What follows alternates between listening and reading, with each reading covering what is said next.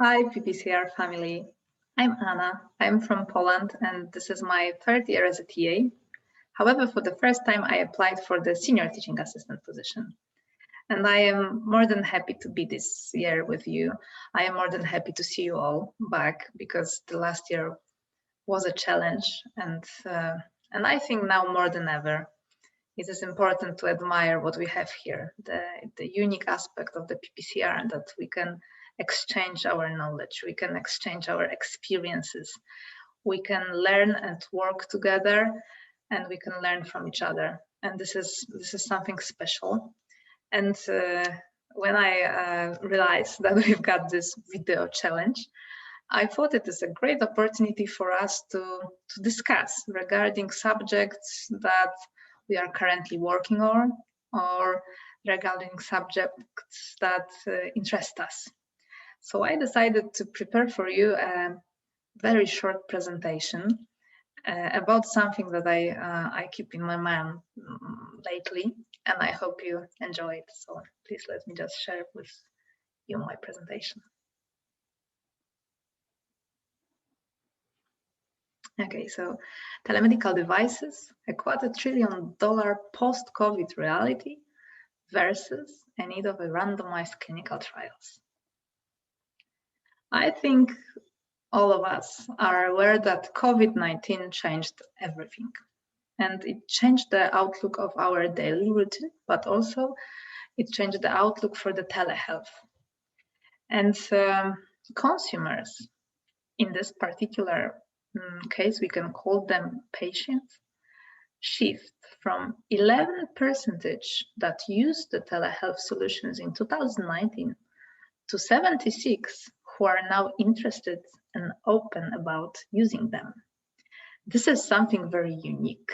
This is something new because till COVID-19 happened, the attitude wasn't so open.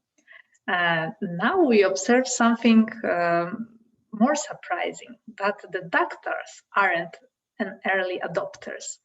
McKinsey report that I based my presentation on was very strict about this.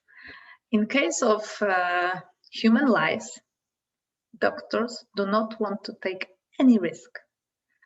So patients are more open for few new solutions, few new apps than doctors. This is a surprise, and this is something we need to work with, because telemedicine market is growing. Why? It's obvious. And it's not only because we observe so many cases of COVID infection across the globe. It is because we've got great growing number of smartphone users. It is because we are observing the development of technical devices, and also because we need to find solution that will be cost saving in our healthcare, or simply because people are waiting to get into the hospitals and to get treatment. This all result in estimation of the potential of market value on the level of $175 billion in 2026. For me, this simply means that now, in 2021, we are not even close and to see how many new telemedical devices, telemedical apps, all the solution that will be on the market. The producers may not be on the market yet. So if we will have so many new potential devices, potential apps, how can we be sure that they are safe?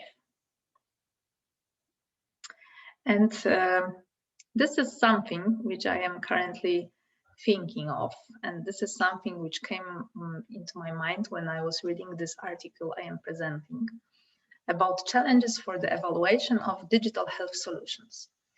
And of course, on the subject, many other good articles were written, and this is not new. Yes, so basically, if somebody works in the field of medical devices, is aware that we observe the lack of RCTs on medical devices. However, this article was very interesting to read, and I would like to share with you only a few of the concepts, because I've only have got 10 minutes for the presentation. But authors did a great search on the possible RCTs on the medical devices in the area. And for example, till 95 till 2016, they found only 24 randomized clinical trials on a certain medical device, on the certain area of. So this is something very, very new, because we can say they show the lack of RCTs. And now, what can we do with it? Because not many professionals know how now the path of introducing the new medical devices or new medical app looks like. This article shows greatly how many guidelines are there and what can be done by a producer to put the device on the market. If you are interested, there are nice tables about FDA approval, CE certification, about ISO management system that you need to have in your company, and so on. However, this all goes to the one conclusion. In many cases, no RCT on the new device is required. This is obvious for people who work on the medical devices. And I am not saying if it's wrong or if it's good, because as much as I believe in RCTs, as much the graph they show in the article touched me, because they greatly show existing approaches along two dimensions. You can observe strength of evidence and study duration. And now, if you think about it, you will realize that as much as RCT is the best evidence possible for the medical device, the time that it needs to be conducted is simply too long for any producer of medical solution. And if you take it into account, you will realize that there is a huge gap that needs a new approach in this area. And this is something that inspired me to do this presentation, because I wanted to ask you, do you really think that randomized clinical trials in case of medical devices or in case of medical apps are simply not possible to go?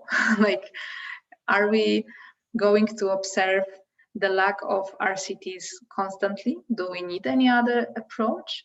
Because we know there is a lack of RCT in the area. We know what the barriers for the RCTs are there. And now we also know that the technical development of the medical devices is extreme. And I totally understand that if you would like to introduce a certain solution to the market, there is no time to do an RCT, because after your RCT is done, your competition would have everything about your device, and they will probably 6 other devices on the market. And also the new edition of your device would be ready and prepared for the introduction. So this is something I am leaving you with. Do you think that we will need to change our perspective, and we will need to find something new approach for the RCT? Because authors of this article I am basing my presentation on suggested that we are going to see stimulation-based research more often, and this is something new and something very interesting. And I was wondering if any of you had the opportunity to create the trial or to work with the medical devices that was based on the stimulation-based research, because the level of evidence may be high quality and the cost the cost is low for such study. And this is something I am leaving you with. Thank you so much for your attention. These are my references. If you would like to give me a feedback regarding this video, or if you would like to discuss with me further the subject, please let me know via River or mail. I will be very happy to talk to you. Thank you so much for listening. Bye-bye.